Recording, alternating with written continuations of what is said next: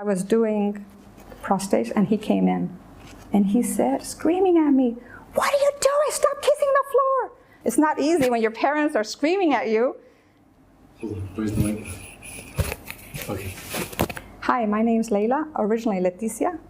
I'm from Mexico. My mom and dad are from Mexico. I was raised in California, small town, Santa Barbara. I was been there my whole life. My family are Catholic, like generations of Catholic. But at the age of 13, I left the Catholic Church.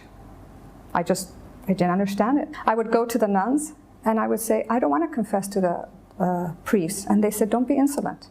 I would go to the priest and I said, "Why can't nuns get married? Why can't you get married? It's natural." And they said, "You're being insolent." So I just had it. And my mom would drop me off in the front of the church and I would go to the back and I started going to different denominations. I was a Pentecostal. I was a born-again Christian. I was a Jehovah's Witness. I was a Christian Scientist. Literally, I was just looking. At 13, I was looking for something that was missing in my life. At the age of 17, I went to the University of San Francisco, and I met an American lady with a scarf. And I said, "Are you okay?" She said, "Yeah." I said, "Do you have cancer?" She said, "No." "Why would you say that?" And I said, "Well, your scarf, you're hiding your bald head." She said, "No, I'm a Muslim." And when she said Muslim, I went. And she said, "Why do you say that?" And I said, "I know about Islam." She said, "What do you know?" And I said, "I see them hitting themselves and the blood going." And she said, "No, that's not Islam." She gave me books, she gave me cassettes. And I was shocked. I never realized how beautiful the religion was. So one time I was at the university and I was running late for class. And I was in my bicycle. And this was later, like around 7:30. And it was dark. And I was just running in my bicycle. And I was thinking about Islam. And I was thinking about all the other religions. And I had that, how am I doing the right thing? Because I was ready to convert.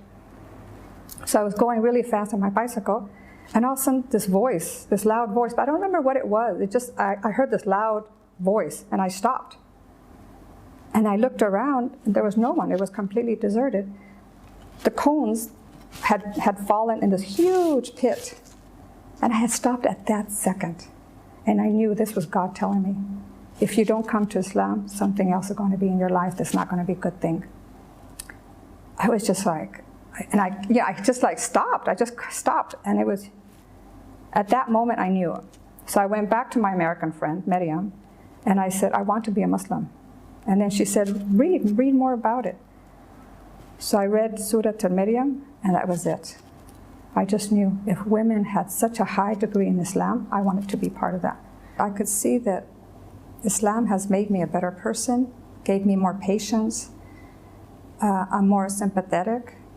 I have more empathy for people. If someone asked me to borrow money, I said, "I'm giving the money. I'm going to but I give it as a gift. I don't expect it back," although I'm not telling the person that because it's their responsibility.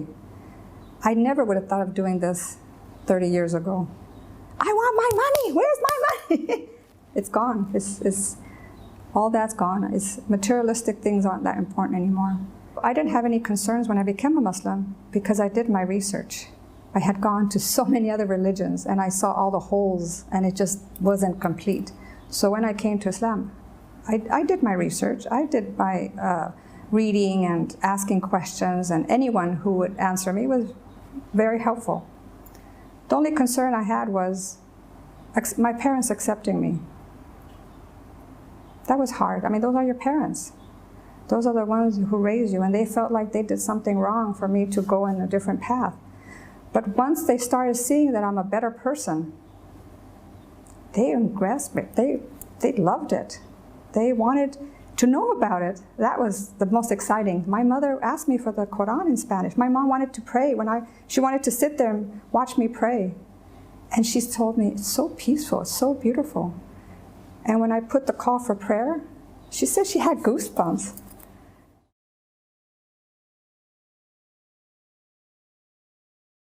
Imagine having a chance from day one to start with no sins on your conscience.